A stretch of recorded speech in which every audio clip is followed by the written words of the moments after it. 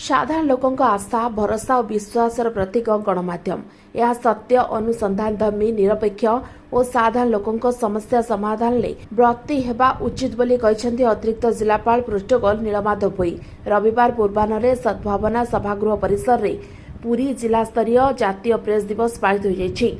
चलित वर्षर आलोच्य प्रसंग भ्रमात्मक खबर प्रसारण वृद्धि परिप्रेक्षी में विश्वसनीयतार संरक्षण संपर्क में आलोचना कराइतिला। एथिरे मुख्य अतिथि भाव जोगदे श्री भोई संवाद ग्रहण और परिवेश शैली में पूर्व अपेक्षा अनेक परिवर्तन घटी किंतु समाज को श्रृंखलित और विकसित करिबारे गणमाध्यम पूर्व परि तार प्रचेष्टा जारी रखिछि।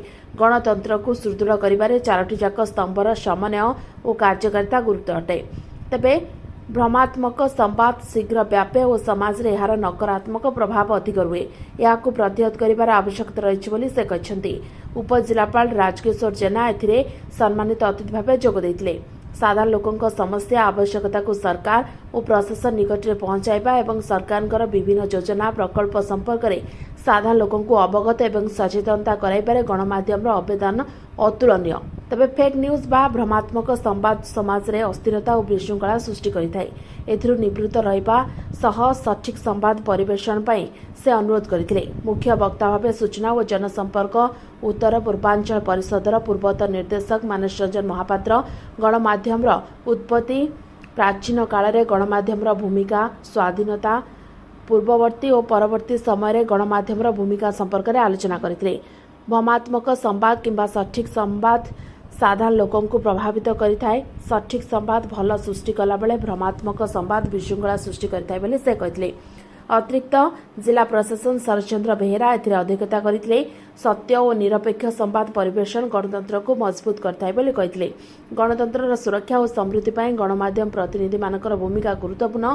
1966 प्रेस काउंसिल गठन और परे गणमाध्यम दिवस पालनर पृष्ठभूमि संपर्क में आलोचना करथिले जहाद्वारा साधारण लोकों भरोसा और विश्वास गणमाध्यम प्रति वृद्धि पाइब बोली से कहथिले। वरिष्ठ पत्रकार जुपी दास और विश्वजित पट्टनायक गणमाध्यम कार्यकारिता समस्या और विभिन्न विपदपूर्ण समय से कार्य और सेमानकर सुरक्षा संपर्क में आलोचना करथिले।